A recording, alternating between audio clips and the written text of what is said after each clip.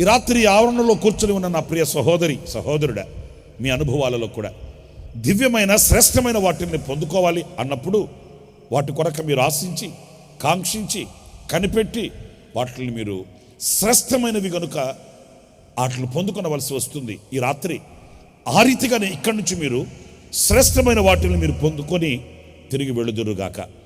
మీరు పరిశుద్ధులైన పౌలు ఫిలిప్పీ సంఘానికి రాసిన పత్రికలో 1వ అధ్యాయం 9వ వాక్యంలో ఈ మాటలు మీరు చదువుతారండి. చూడండి ఆ మాటని. ఫిలిప్పీ పత్రిక 1వ అధ్యాయం 9వ వాక్యం.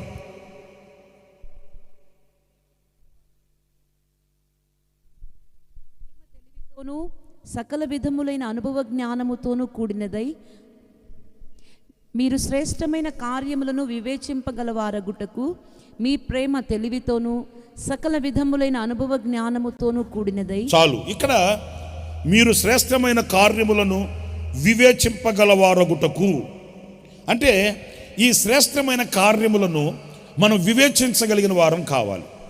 వింటున్నారండి? ఏమా ఆదివారం ఏంటి ఇంట్లో ఉన్నావు అంటే ఆమె అంటది, వెళ్తాలే బాబా. ఎక్కడికి వెళ్తుంది చర్చి ఏంటి, పాస్టర్ గారు ఎక్కడికి వెళ్తాడు?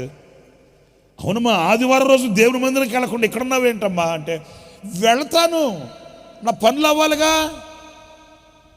ఏమవ్వాలంట? ఏం పనులు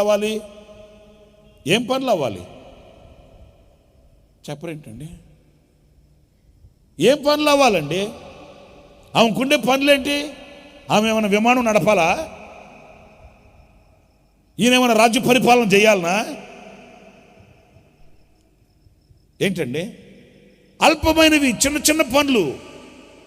ఈ చిన్న అల్పమైన పనులకి దేన్ని జారవిడ్చుకుంటున్నారు? శ్రేష్టమైన వాటిని జారవిడ్చుకుంటున్నారు.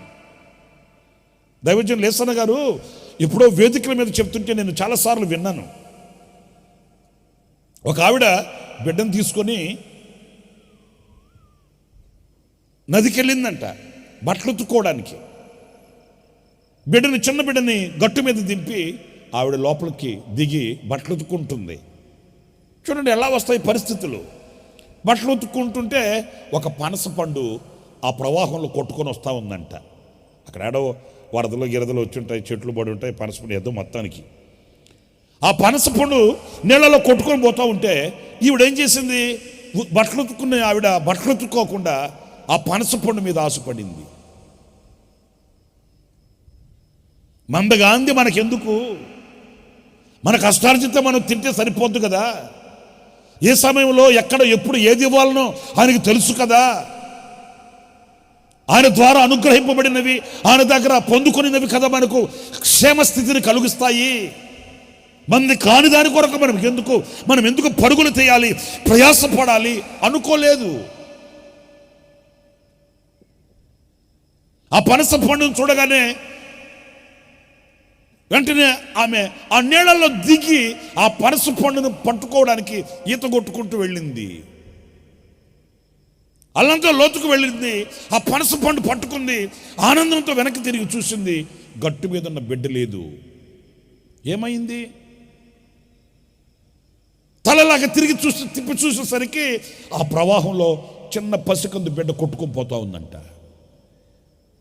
ఎప్పుడైతే తల్లి నీళ్ళలోకి దిగి లోపలికి వెళ్ళిందో ఆ బిడ్డ ఏమనుకుంది? అభము శుభము ఎరుగని పసికందు కదా. ఆ బిడ్డ ఏమనుకుంది? అమ్మగారు లోపలికి వెళ్ళింది, నా తల్లి నేను కూడా వెళ్ళాలేమోనని అలాగే నీళ్ళలోకి దిగింది.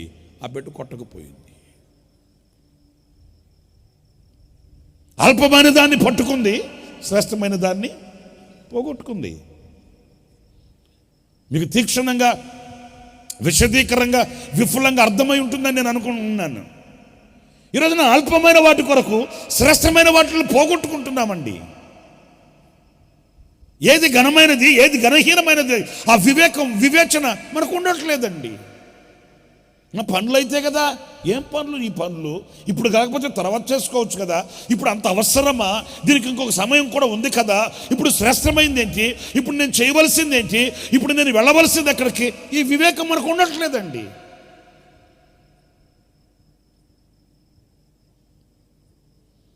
మనము ఈ శ్రేష్టమైన వాటిని వివేచింపగలవారం కావాలంట.